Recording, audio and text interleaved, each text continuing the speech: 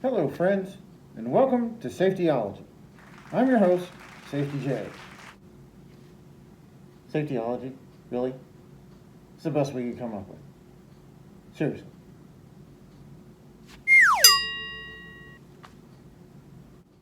On today's episode of Safetyology with Safety J, we're going to talk about hazard communication. What is hazard communication, you might ask? It's a great question. It's a communication of hazards. Seems simple, right? Well, not so much. You see, every chemical in the workplace has hazards, and we need a way to communicate those hazards to the people that use the chemicals. Now, we divide these hazards into two categories. We have physical hazards, we have health hazards. When it comes to physical hazards, we have fire, fire, fire, fire, fire, fire, melt your face off, grenade, fire. The health hazard categories are a little bit more all over the place. We have acute toxicity, skin corrosion and irritation, serious eye damage or irritation, respiratory or skin sensitization, germ cell mutagenicity, carcinogenicity, reproductive toxicity, specific target organ toxicity, and aspiration hazards. When you combine the physical hazards with the health hazards, that makes a big list of hazards. So you're probably asking yourself, well, Safety J, how do we know what hazards a chemical might have? Well, the easiest way is labels. You see, every chemical manufacturer is required to put a label on the chemicals they sell, and they look like this. However, in the workplace, sometimes we take chemicals out of their manufactured container and put them in some type of secondary container, like a generic spray bottle. But when we do that, we have to label that bottle too, just not quite as fancy. So we can do something like this.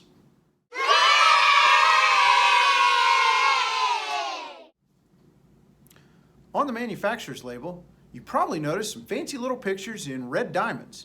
Those are called pictograms. There are 8 mandatory pictograms and 1 that's optional. Let's go over the pictograms. First, we have the exploding bomb pictogram. This is for things that go boom. This is the flame pictogram. It's for things that catch fire or are flammable.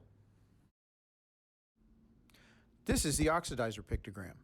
This is for things that give off free oxygen, which supports or enhances combustion. This is the compressed gas cylinder pictogram. It's for gases under pressure.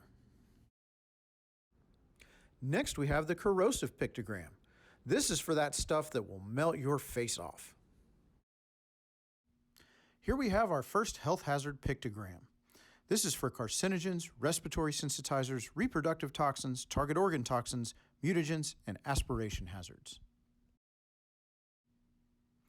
Here we have our next health hazard pictogram, the skull and crossbones. This is reserved for those chemicals that have acute toxicity.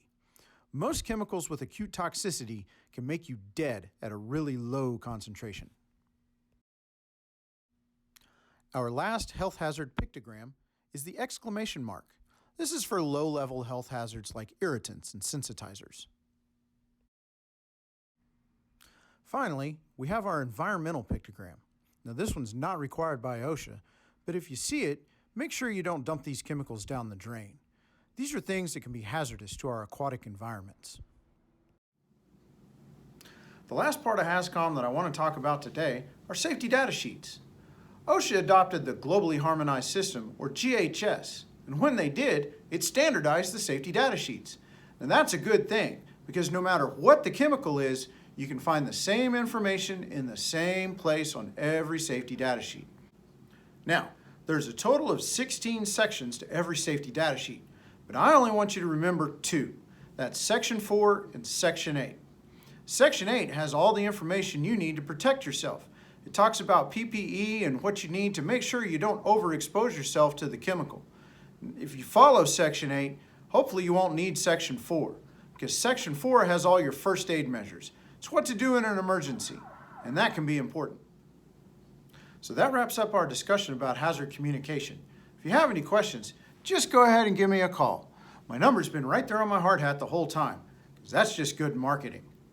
And thanks for tuning in to this episode of Safetyology with Safety J.